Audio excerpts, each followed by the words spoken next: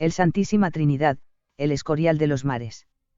El Santísima Trinidad fue el barco más impresionante de la época, el de mayor porte, el más artillado, y su robusto casco de caoba le permitió soportar duros castigos sin darse por vencido. Pocos barcos españoles han dado tanto que hablar y gozan del renombre y el prestigio del Santísima Trinidad, que fue el navío de guerra más grande de su época, hasta el punto de que fue conocido como el Escorial de los mares. Fue una especie de canto del cisne de la Armada Española y de la capacidad de nuestro país como gran potencia naval y constructora, el último estertor de un enfermo que se sabía viejo y agotado, pero quería seguir mostrando una fortaleza que ya no tenía. El Nuestra Señora de la Santísima Trinidad disponía de 120 cañones en un principio, ampliados hasta 140 con posterioridad. Fue el barco más grande y artillado de su tiempo, y, de hecho, fue el único buque con 4 puentes del mundo. El padre de la nave fue un irlandés nacionalizado castellano, Matei O'Mullan. Un ingeniero de Ribera que, junto a otros expertos ingleses, llegó a España de la mano de una insigne figura como fue la de Jorge Juan. Mullan fue primero destinado a Cádiz y, desde allí, se le dio traslado a los Reales Astilleros de La Habana. Una vez allí, al poco de comenzar la colocación de la quilla, cuadernas, codaste y tener la roda labrada, el ingeniero falleció a causa del vómito negro. Su hijo siguió el proceso de construcción y, 2 años más tarde, en el mes de marzo, el Trinidad se botó con sus 60 metros de eslora y 2.466 toneladas, habiendo soportado en gradas un fortísimo huracán que destrozó gran parte de la isla y notables efectivos navales del propio astillero ultramarino. El Santísima Trinidad fue botado finalmente en octubre de 1769 en los astilleros de La Habana, que recibieron la orden de construirlo mediante Real Orden de 23 de octubre de 1767, con más de 63,3 metros de eslora, 54 de quilla, 16,6 de manga y un coste de 40.000 ducados españoles, una auténtica fortuna en su época.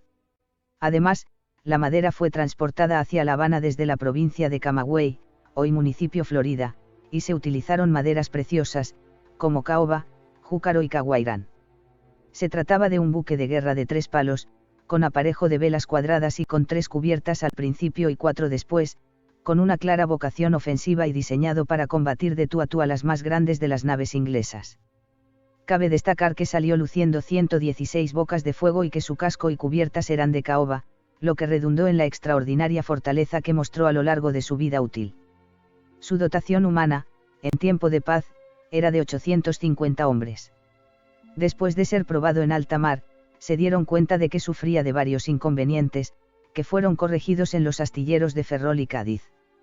Tales fueron las modificaciones ejecutadas, que se convirtió en el único navío del mundo que contaba con 4 puentes. El 4 de julio de 1776 se produjo la Declaración de Independencia de Inglaterra por parte de las 13 colonias británicas en Norteamérica y la posterior guerra entre estas y la metrópoli, en la que participó España desde junio de 1779 en apoyo del nuevo país. Cuando España declaró la guerra a Gran Bretaña junto a Francia en apoyo a las colonias norteamericanas en su guerra de la independencia, el Santísima Trinidad fue el buque insignia de la flota española y tomó parte en las operaciones en el Canal de la Mancha contra los ingleses a finales del verano de ese año. En 1780, participó en la captura de un convoy inglés de nada menos que 55 buques y en 1782 fue incorporado a la escuadra del Mediterráneo y participó en la batalla del Cabo Espartel. El conflicto bélico terminó con la firma de la Paz de Versalles el 3 de septiembre de 1783. En el año 1797, durante la batalla del Cabo de San Vicente, quedó desarbolado y casi cae en manos enemigas. Pudo salvarse de ser capturado cuando ya se había rendido gracias a la intervención del navío Infante Don Pelayo bajo el mando del capitán de navío Cayetano Valdés, que acudió en auxilio del Santísima Trinidad y consiguió salvarlo de un apresamiento por parte de las fuerzas británicas, llegando incluso a amenazar con dispararle si no volvía a izar el pabellón. El Pelayo se interpuso en la línea de fuego enemiga, con lo cual consiguió dar tiempo para que se fueran incorporando otros navíos españoles que acudieron al mismo lugar y provocaron la retirada de las fuerzas británicas. Finalmente, la batalla de Trafalgar fue su tumba. En cualquier caso, y en honor a la verdad, no se puede dejar de decir que, en el transcurso de la batalla, el Santísima Trinidad, a las órdenes del jefe de escuadra Baltasar Hidalgo de Cisneros, causó graves daños al navío HMS Victory, el buque insignia del almirante Nelson, en el que éste perdió la vida durante la batalla. Tras una titánica lucha en la que ocasionó gravísimos daños y numerosos muertos, probablemente muchos más de los reconocidos por la historiografía británica, y llegando a batirse solo contra hasta 7 navíos británicos, fue capturado con más de 200 muertos y 100 heridos. El 21 de octubre de 1805 llegó la batalla de Trafalgar, y en ella en la bahía Zan, el Kankar y el Neptune, rodearon al barco español cañoneándolo desde todos los flancos durante horas. A bordo del Santísima Trinidad, el jefe de escuadra Baltasar Hidalgo de Cisneros y el capitán Francisco Javier de Uriarte y Borja, dieron orden vender cara a la derrota del coloso español al mantener la lucha hasta las últimas consecuencias y convertir su barco en una tan grande como inofensiva máquina de guerra. Tras el daño causado al barco, no les quedó más remedio que rendirse y fue capturado por los ingleses.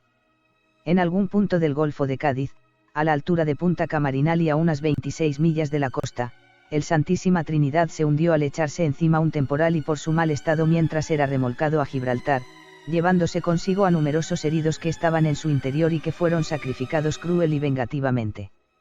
Así informó Collingwood de su hundimiento: empleamos el tiempo en destruir los presos entre Cádiz y Santa Lucía. A las 5:30 acortamos las velas y tuvimos que enviar al lugarteniente Williams, el carpintero y su tripulación, con 30 hombres, sobre el Santísima Trinidad, navío español de 4 cubiertas, para destruirlo. Era el 24 de octubre de 1805. Símbolo del poderío español en los mares, sus 2 únicas piezas de artillería recuperadas del famoso navío, 2 cañones de calibre 36, flanquean las puertas del Panteón de Marinos Ilustres, situado en la Escuela de Suboficiales de la Armada, en San Fernando, Cádiz. Jaime Mascaró Munar.